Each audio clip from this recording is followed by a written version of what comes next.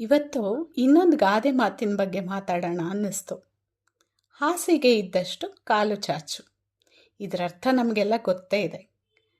ನಮ್ಮ ಸಂಪಾದನೆ ಎಷ್ಟಿದೆಯೋ ಅಷ್ಟರಲ್ಲೇ ನಮ್ಮ ಖರ್ಚು ವೆಚ್ಚ ಎಲ್ಲ ಮುಗಿಸ್ಕೊಂಡು ಒಂದಿಷ್ಟು ಉಳಿತಾಯನೂ ಮಾಡಬೇಕು ಅನ್ನೋದು ಸಿಂಪಲ್ಲಾಗಿ ಇದರ ಅರ್ಥ. ಈ ಗಾದೆ ಮಾತಿನ ಅರ್ಥನ ನಮ್ಮ ಹಿರಿಯರು ನಮಗೆ ಬಾಯಲ್ಲಿ ಆಡ್ದೇ ತಿಳಿಸ್ಕೊಟ್ಬಿಡ್ತಾಯಿದ್ರು.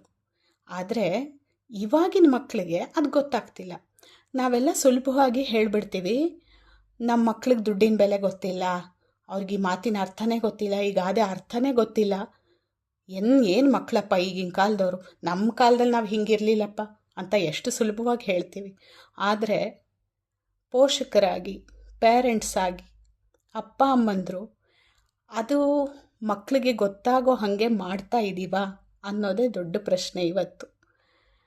ನಮ್ಮ ಅಪ್ಪ ಅಮ್ಮಂದ್ರಿಗೆ ಏನಾದರೂ ದುಡ್ಡಿನ ಸಮಸ್ಯೆ ಇತ್ತು, ಹಣಕಾಸು ಸಮಸ್ಯೆ ಇತ್ತು, ವ್ಯತ್ಯಾಸಗಳಿತ್ತು ಅಂದರೆ ನಮ್ಮ ಲೈಫ್ ಸ್ಟೈಲಲ್ಲಿ ಅದು ಗೊತ್ತಾಗ್ತಿತ್ತು ನಮಗೆ, ಹೌದಾ? ನಮ್ಮ ಒಂದು ಹಬ್ಬಕ್ಕೆ ಬಟ್ಟೆ ತೊಗೊಳೋದನ್ನೋ ಬೇರೆ ಯಾವುದೋ ಖರ್ಚನ್ನು ಅವರು ಕಟ್ ಮಾಡ್ತಾಯಿದ್ರು, ಸೀಮಿತಗೊಳಿಸ್ತಿದ್ರು. ಆದರೆ ಇವತ್ತಿನ ಅಪ್ಪ ಅಮ್ಮಂದರು ನಾವೇನು ಮಾಡ್ತಾಯಿದ್ದೀವಿ, ನಮಗೇನೇ ಕಷ್ಟ ಇರಲಿ, ಏನೇ ಇರಲಿ, ಮಕ್ಕಳಿಗೆಲ್ಲ ಕೊಡಬೇಕು ಅಂತ ಕೊಡ್ತೀವಿ.